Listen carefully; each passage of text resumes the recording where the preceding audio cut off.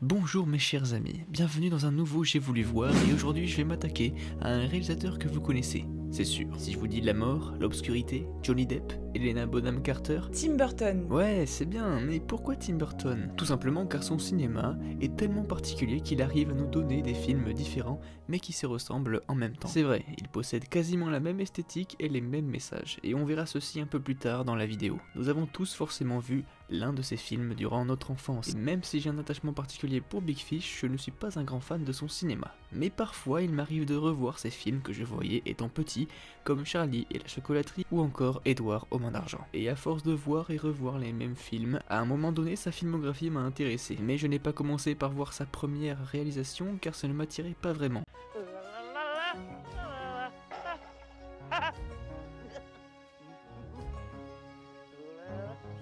En revanche, j'avais beaucoup entendu parler d'un personnage de fiction célèbre dans la pop culture aujourd'hui, et présent dans son second long métrage, un personnage dont je ne connaissais rien, alors j'ai voulu voir Beetlejuice.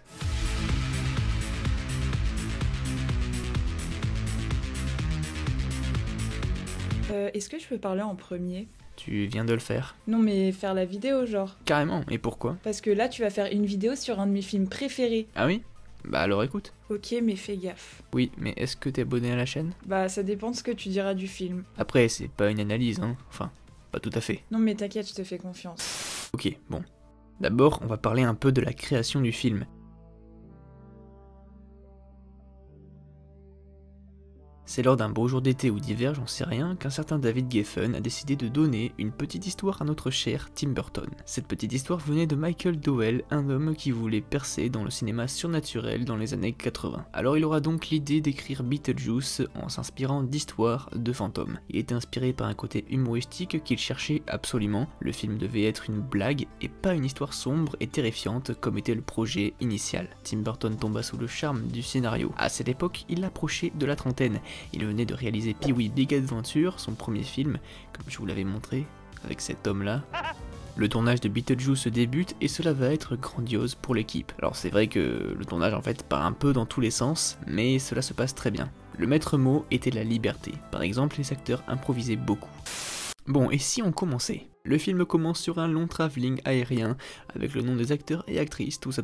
Puis on aperçoit une petite ville tout tranquille, sauf que cette ville en vérité, c'est une maquette. Elle est fabriquée par Adam Maitland, interprété par Alec Baldwin. Adam est fan de maquettes et a décidé de reproduire leur village. Il est marié à Barbara Maitland, ils n'ont pas d'enfants, mais ils ont une voiture jaune dans laquelle ils vont mourir. Eh mais tu vas trop vite, tu spoil. Bah non, c'est écrit dans le synopsis, et en même pas 10 minutes de film ils meurent. Donc tu voulais que je dise quoi? Que c'est un couple qui s'aime? Puis qui possède une grande maison, calme et jolie, qu'une famille new-yorkaise voudrait acheter, sauf que Adam et Barbara ne veulent pas la vendre, car ils s'y sentent bien. Oui, exactement. Donc je reprends. Après que nos personnages meurent dans un accident de voiture à cause d'un chien, ils sont de nouveau chez eux et découvrent alors qu'ils sont devenus des fantômes. Donc logiquement, il n'y a plus personne dans la maison, et la famille qui voulait l'acheter, ils ont appris que le couple était mort, du coup ils l'achètent et s'installent. Place à la présentation de la famille Dietz. Voici la mère, Delia Dietz. Une dame assez hautaine et qui se la pète trop. Le père, Charles Dietz, un peu con et bourrin, et puis la fille, Lydia, et sa sœur Pépale. Non, évite de faire ça s'il te plaît. Désolé. Lydia est un personnage très important dans l'histoire. C'est une fille gothique avec un fort caractère et qui n'a peur de rien. Sa faculté, elle voit les fantômes. Tu vois des fantômes toi? Non. Et tu crois aux fantômes? Oui. Et t'en as jamais vu? Non. En vrai, je trouve ce sujet passionnant. Les fantômes. Existe-t-il ou pas? Personnellement, j'y croirais que quand j'en aurais vu un. Mais en vrai, je me rappelle d'un jour dans la maison de ma tante. Bon, c'est intéressant tout ça, mais tu peux continuer l'histoire. Ouais. Lydia voit donc Adam et Barbara, qui eux cherchent à quitter leur maison, mais ne peuvent pas, sinon ils se retrouvent ici. Pendant que la famille Dietz s'installe avec le décorateur Otto. Ah oui, je vous avais pas présenté ce monsieur. Ozzy and Harriet. Ils vont donc tout faire pour rester dans leur nouvelle maison pour faire leur vie. Et ça embête Adam et Barbara, qui veulent que cette famille sorte de là. Donc ils vont faire un petit tour dans l'au-delà, et franchement, c'est un endroit assez étrange. Et c'est là que nous reconnaissons la patte de Tim Burton. T'imagines, tu meurs, et tu vois lui, ou encore lui.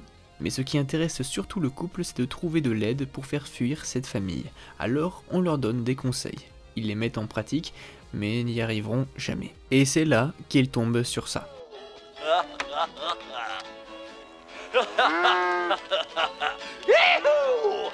trouble with a living? You tired of having your home space violated? Bon, vous l'avez reconnu, c'est lui Beetlejuice, interprété par le talentueux Michael Keaton. Beetlejuice est un fantôme, et des fantômes dans les films, on en connaît.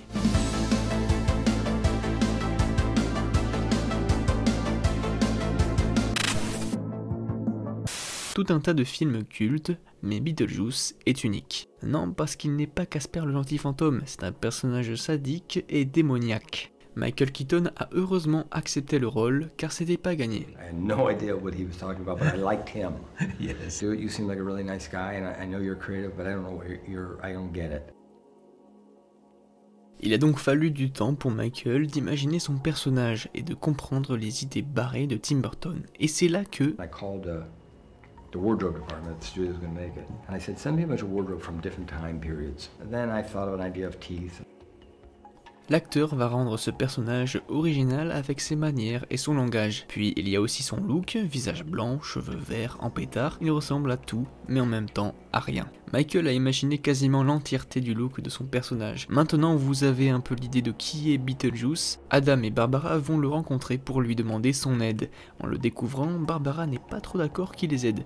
C'est un personnage pervers débile et répugnant. Par contre, ils ne veulent pas faire du mal à Lydia, dont je vous avais parlé, qui est devenue leur amie, puisqu'elle les voit. Prends-moi pour une conne. Non, mais c'est histoire de faire un rappel. Lydia est de leur côté, ils vont décider de continuer sans l'aide de Beetlejuice, et c'est pendant un repas très lunaire avec la famille Dietz et leur invité, qu'Adam et Barbara rentrent en action et ridiculisent nos personnages, donnant une merveilleuse scène, peut-être la plus marquante du film. Sauf que les Dietz ne sont pas du tout effrayés et ne partent pas, au contraire, ils veulent rencontrer les fantômes. C'est là qu'entre en jeu Beetlejuice, lui il va essayer de les faire fuir à sa manière, et c'est aussi pendant cette scène que nous reconnaissons l'esthétique de Tim Burton. En utilisant le stop motion, je trouve que cela fait plus réel, d'autant plus avec ses formes très marquées et prononcées, et même effrayantes, comme dans la plupart de ses films. De gros yeux, de longs visages, des corps métamorphosés. Tim Burton déborde d'imagination, et il s'est lui-même représenté dans le film avec le personnage de Lydia, la fille gothique. En vérité, c'est un peu Tim Burton pendant son enfance, un monde autour de lui qui ne le comprend pas. C'est en étant enfant que le réalisateur s'est créé son univers. Il s'est longtemps retrouvé seul, sans amis, dans sa chambre dans le noir, cette même chambre où il inventa des personnages que vous connaissez sûrement, tels que Jack Skellington ou Edward aux mains d'argent. Tout ça pour vous dire que Tim Burton n'est pas quelqu'un d'ordinaire, et c'est ça sa principale force. Bon, c'est intéressant tout ça, mais tu peux continuer l'histoire? Oui, t'aimes bien pour l'instant? Ça va. Bon, après avoir presque vraiment tué la famille Dietz, Beetlejuice se fait remettre en place par Barbara. Ce n'était pas ce qui était convenu. Il est déçu et vexé, donc il abandonne et décide de ne plus les aider. Du côté de Otto, il va faire une incantation pour ressusciter en gros Adam et Barbara, sauf qu'il risque de mourir pour de bon. En fait, quand tu meurs, après tu peux remourir. Lydia panique et retourne voir Beetlejuice pour aider Adam et Barbara. Toujours vexé, il décide de quelque chose. En échange, il faut qu'il se marie avec Lydia. Bon, sur le coup, elle réfléchit pas trop, donc elle répète Beetlejuice 3 fois. Ce dernier sauve Adam et Barbara, et il se marie pas puisque en fait Lydia ne veut pas. Elle ne voulait jamais en fait. Normal en même temps. Beetlejuice retourne dans le monde des morts grâce à Barbara, et il reste lui-même, prisonnier dans l'au-delà, avec un petit changement. Hey, what are you doing? Hey, stop it! Hey, you're messing up here! Come on! Whoa! Whoa! Stop it! Whoa! Alors, qu'est-ce que je pense du film? Eh bien, je comprends en tout cas son succès. C'est vrai que c'est un film pas très commun. Il n'y avait qu'une personne capable de réaliser, et c'était bien Tim Burton, le réalisateur des rêves et parfois des cauchemars. Quoi qu'il en soit, il nous a toujours offert des univers bien à lui, issus de son imagination, et parfois ça fait du bien de voir autre chose. Le succès du film se traduit aussi et surtout par son personnage principal dans lequel le film porte carrément son nom comme titre.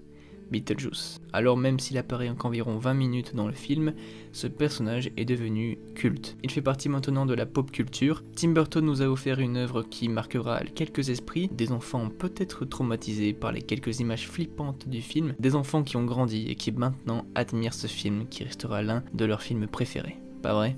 Exactement, parce que Beetlejuice c'est un de mes films préférés depuis que je suis toute petite. J'étais fascinée par le mélange des couleurs du monde des vivants et des morts. Et même j'ai déjà entendu dire que Beetlejuice pouvait être effrayant pour des enfants, mais personnellement ça n'a jamais été mon cas. J'aimais bien me dire qu'en fait, Même quand on meurt, eh bien on est encore là, on a encore des problèmes à résoudre. En fait, ce qui est génial, c'est que Beetlejuice mélange l'horreur, la fantaisie et la comédie, ce qui n'est pas quelque chose que on retrouve souvent. C'est aussi un film touchant dans plusieurs aspects, dont le fait qu'on s'attache vite aux personnages principaux.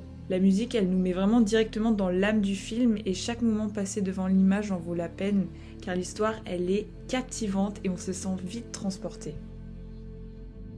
Alors si t'as aimé la vidéo, n'hésite pas à t'abonner et à lâcher un petit like.